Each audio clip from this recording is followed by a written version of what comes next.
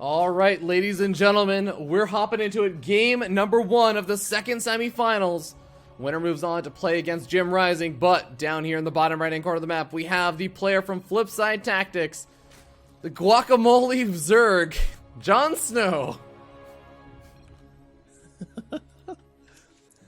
And on the other side, I think he's teamless at the moment, but it is our Red Terran player, Zan.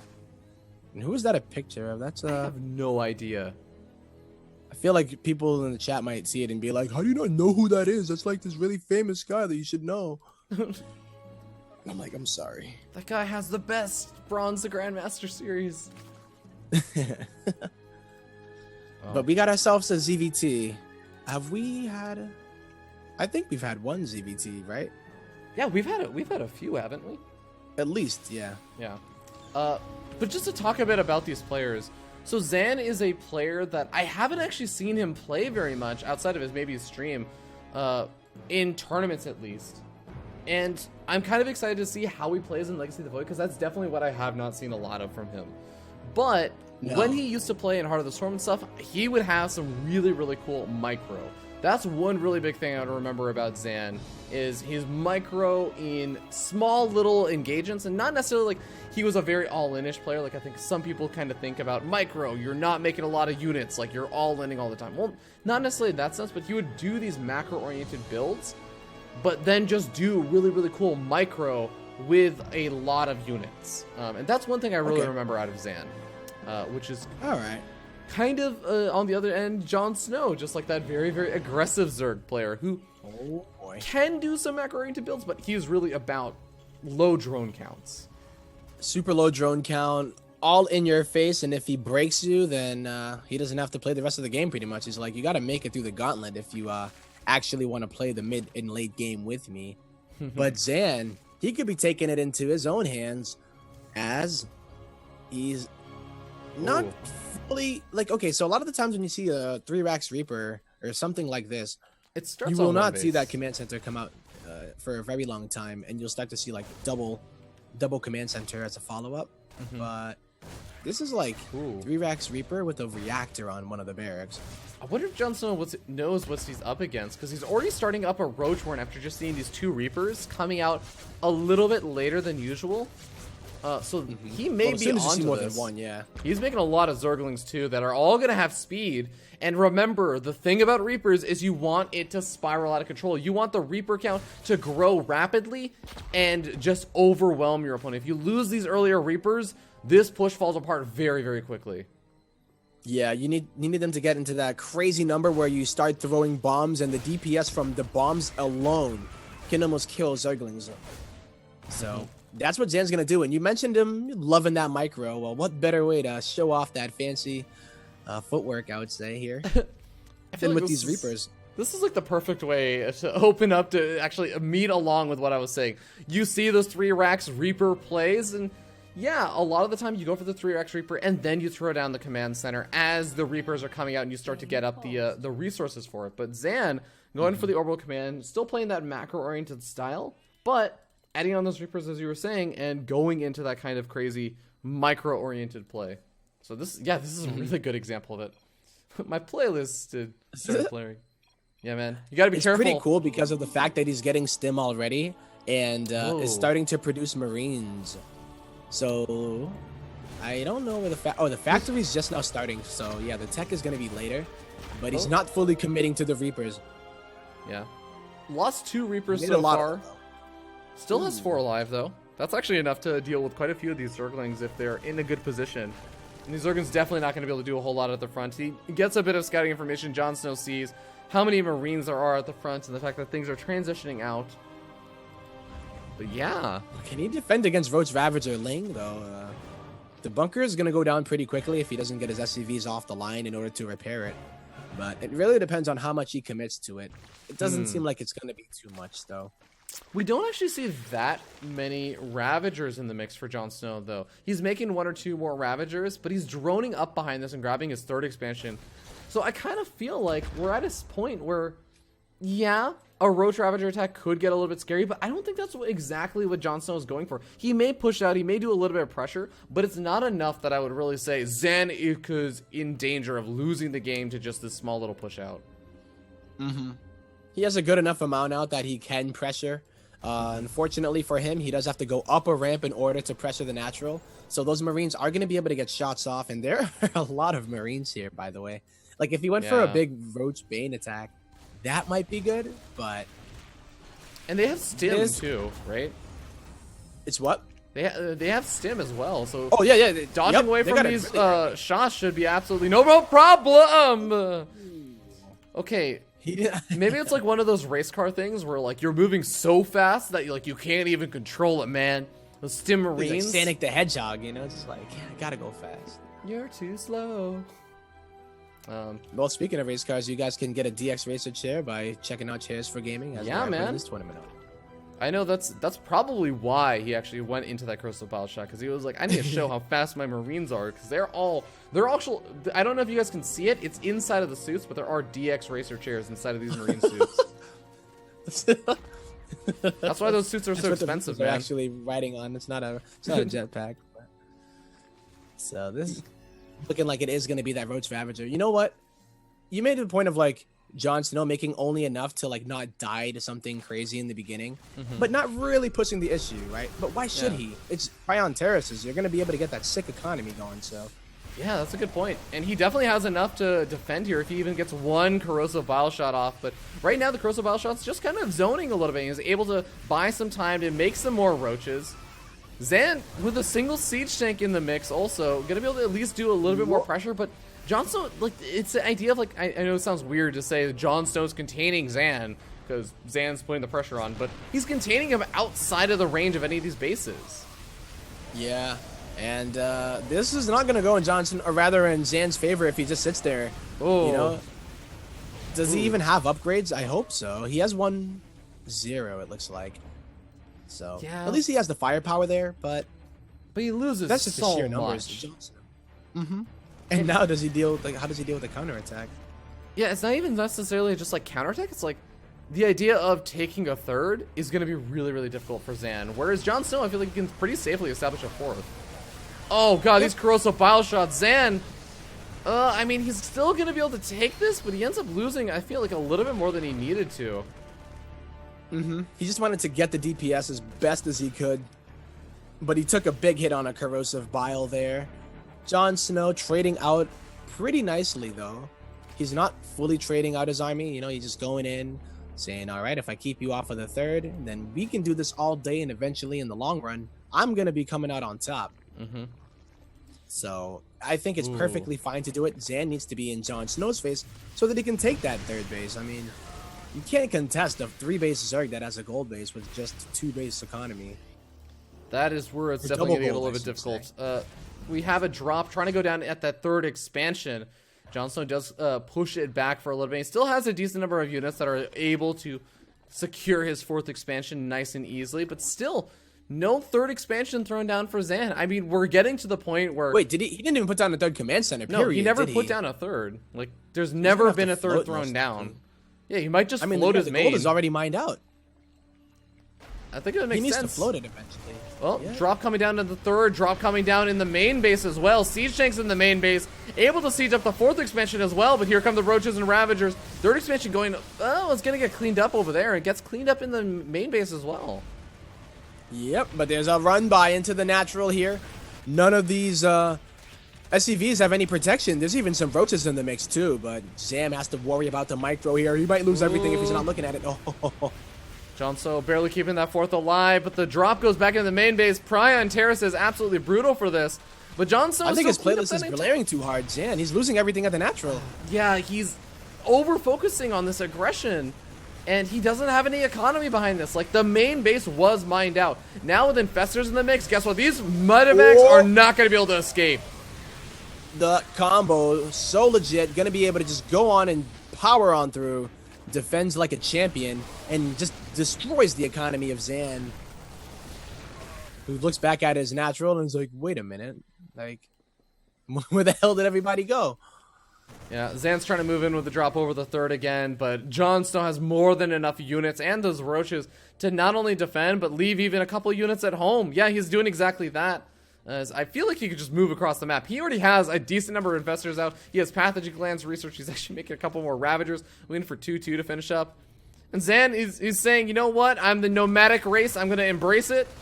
Lifts off to the gold. Oh, this Marine is so brave. He tried to kill that hatchery, but yeah. Oh, you know that Overlord is going to be a pain. Oh, if he starts dropping creep, he's doing it. Yep. Well, the Marine should be able to clean it up in time, but yeah, JonSnow can move across now, though. Just the time of keeping him off that third base. Oh, rapid fire. Medevac speed boost to nowhere. Fungal growth a little bit too strong. Big shout out to VBNM8663. Thank you so much for subscribing, man. Or woman. I don't delineate. That's not the word to use. Delineate. Discriminate. Discriminate. Same difference. Delineate, discriminate, whatever. I don't discriminate with my words. Hype tech going up for JonSnow. He's just getting that extra transition point to get ready to go to ultras if he needs it. But realistically, I think JonSnow is expecting to end game number 1 right here, right now. Zan has a couple of siege tanks sieged up over here, but 1 or 2 of these fungal growths on any of the Marines, I feel like it's just going to be enough to just tear this army apart. I don't even think he needs fungal growth, but he's going to do it. Throw it in there for style. Maybe looking to get those medevacs. If he gets down fungal growth on the medevac, it is over. Oh, GG. JonSnow. It kind of was over just with the attack, but that was just to add insult to injury. All right. Well, JonSnow leads up 1-0 in this best of 3 semifinals. Yep. Pretty strong. Pre-on Terrace is very, very difficult to play on, I think. Against Zerg, no matter what. Unless they're going to be using that gold for, like... I think he tried to, though, right? Like, he did make a third command center. He saturated the gold really fast. And he kept doing these kind of attacks that were supposed to catch, like, a greedier player. That maybe wasn't making too many units, but JonSnow, not the kind of player that's going to just drone up and then die. Mm-hmm. Yeah, absolutely. Apparently, I have the score screen saying Vortex, because when my program enters Zan, Vortex is the first result. What? No, this is not JonSnow versus Vortex. This is JonSnow versus Zan. I'm surprised it didn't do Zanster. Zood. Oh my god. Where I am, it's apparently having a lot of trouble finding Zan. Hold on. I'm trying to think the last time, yeah. Like, when is the last time that he played in, like, he a doesn't even tournament? have a team I can enter in as, like, a specific delineator? Oh, Jeb man. OG. I'm trying to think. Man, Zan. How do I enter this in? It says ZUED, who's like a teamless player. I don't even know who that is. I have no idea. Zued. You know what? He's gonna have to deal with Zued for now. Zued versus JonSnow.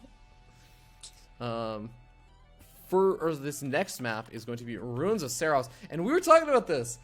The third map in the series, Tempo. Finally, is Detox, the map that is the special map that we never get to see. I hope we do, you know? Like, So we do I, finally have been waiting for Dr. Dre to drop Detox, and if it goes to game 3, all of our dreams will come true. It could I just happen. realized both of the players said ready, and I guess they were just like, why did they make me host? Oh my god. Alright. Well, yeah, let's do it.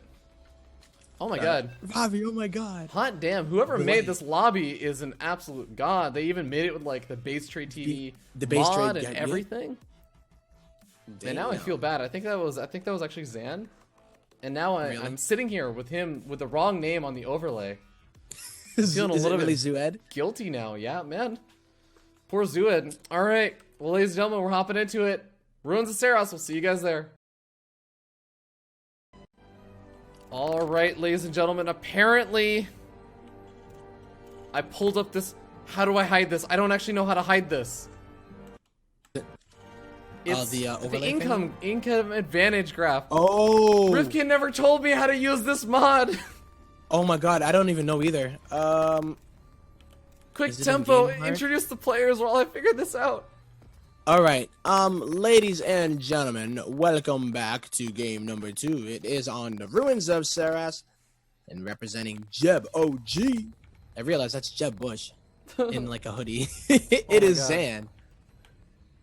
All right, and in the bottom left-hand corner of the map, we have the red Zerg player from Flipside Tactics. Give it up for JonSnow. Wait a second. Hold on. Wait. Oh, I figured it out. Oh. I actually remembered something. I think Rifkin told me how it worked, and the hotkeys for all of those graphs and everything are the same hotkeys I use to change scenes in XSplit.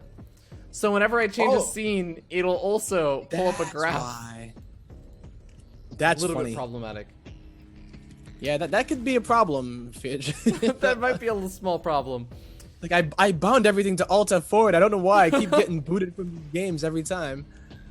No, man. At least StarCraft is nice enough that it asks you if you hit Alt F4. I was like, are you sure you want to quit? There were some games, man. There were some games out there, like those MMOs. World of Warcraft for the longest time. I used to play a priest, and I used to have Alt 5 or Alt 4, one of the two, bound to a skill. And every so often, I would try and pop that cooldown, and I would just Alt F4 instead, and just like, well, guess that all my my entire party is gonna wipe because I was the healer and I'm not there anymore. They kind of need you for that, yeah. It's like, I need mana. Let me pop this cool. Nope. Whoops. Good luck. First blood. Oh, I missed that. Yeah, man. I Like missed that as well. Pretty cool. I remember that now. Now we really feel like a base trade stream. Yeah, this is a true BaseTradeTV stream now. Reaper doing a little bit of damage, and pretty typical opening out of Zan. But we got the reactor coming down right next to that factory. Gonna be, I was gonna say possibly gonna be going into that reactor Hellion play, but no, just hopping out straight into the Widow Mine production, getting out of Starport, pumping out 2 Marines at a time. Huh? Is he about to Widowmine drop JonSnow right now? So I okay, feel like it. my beef with Widowmines in this matchup is the fact that Ravagers are so effective against them. So if he does the Widowmine drop or something, I wouldn't be against it. But I would hope that he doesn't continue with it unless JonSnow were to go for like Lingbane Muta. JonSnow is making so many Zerglings right now. Yep. Oh boy. Yeah, he's going up to 21 Zerglings. They're going to stream across the map and potentially deny this natural expansion, because you have to remember, it was not Hellions being made early on that can usually micro around and delay these Zerglings while more units pop out. No, is it just these Marines? And the Marines have instantly get surrounded. SCV is now going to get under fire. And we're already seeing a lot of workers go down. Yep, that's actually I think this is a successful run by here. Absolutely. Because it is going to be a relatively weak opener out of Zan that to deal with this kind of style. If they were the Hellions, yeah, maybe it would have been able to kite. There's not enough room to run back with these Hellions. The Zergers are going to be able to get in. This is one of the other problems. The Reaper definitely helping out quite a bit, but I think that still losing the Reaper, taking a lot of damage. These Hellions wanted to be across the map. As you were saying, this is a very successful run by. How many kills did he get? 6 kills. Stopped the mining at the natural. And pretty nice defense, though, from Zan.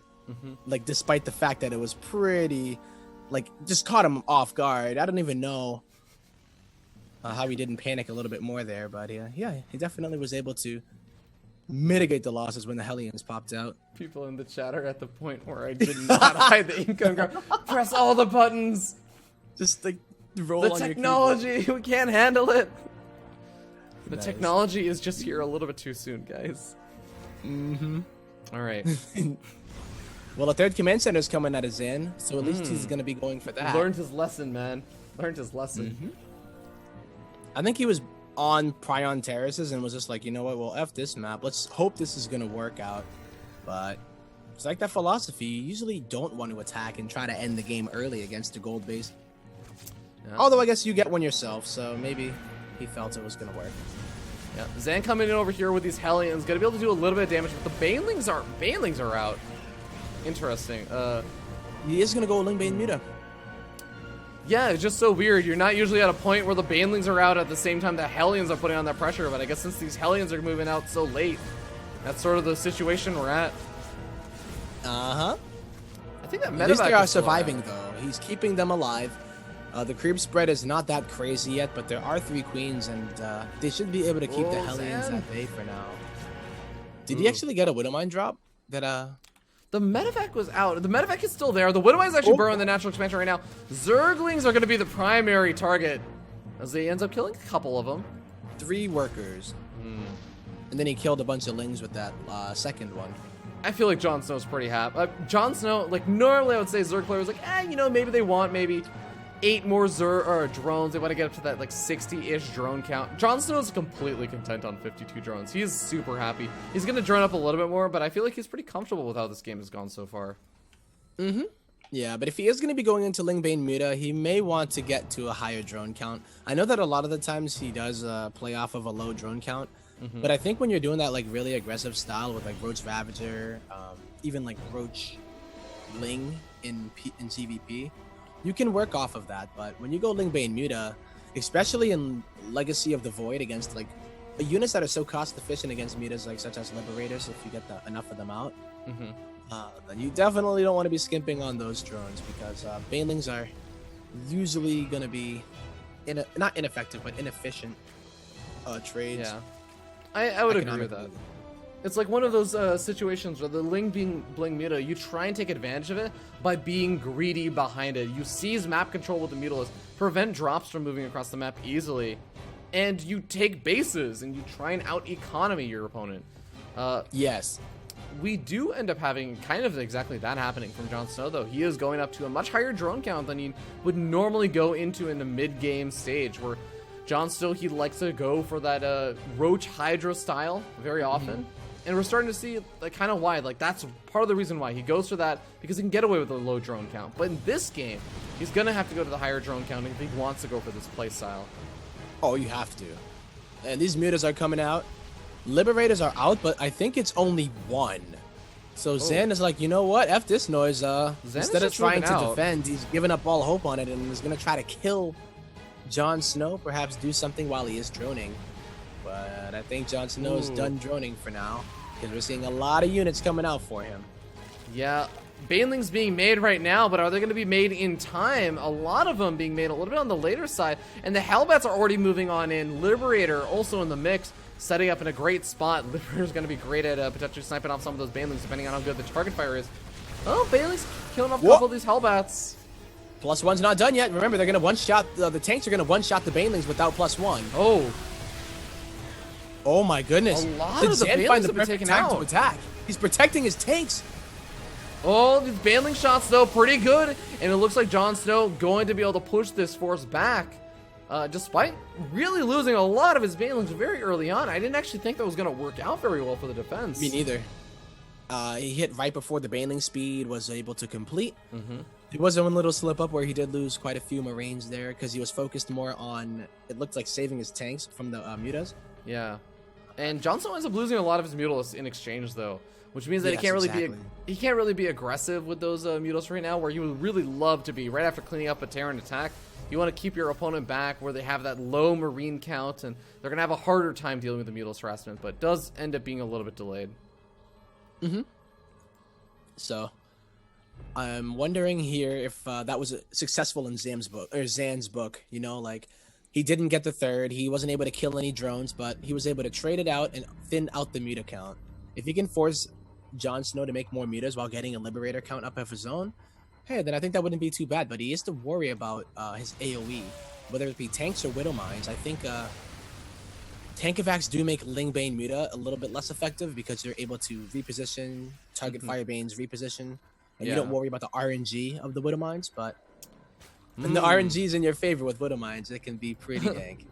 And one of the really nice things about the Ling Bling Muta styles, you're always getting those +1 melee attacks, +1 Carapace upgrades, +2, and it transitions really well when you're going up to Hive and you're getting out those Ultralists. You're already there. You don't need to play a bit of catch up with any of those upgrades. You're ready for the Ultra transition, and it does give the Terran player a lot less time to react to it and to get up the necessary defenses and transitions. Yeah, I'm wondering why Zan decided against doing drops and whatnot earlier after he killed the mutas. You know, just like, okay, lift up and start pulling JonSnow apart. utilize that time where there aren't that many mutas out, and you will be able to go to the front and clear the creep. Right now, the creep is getting out of control.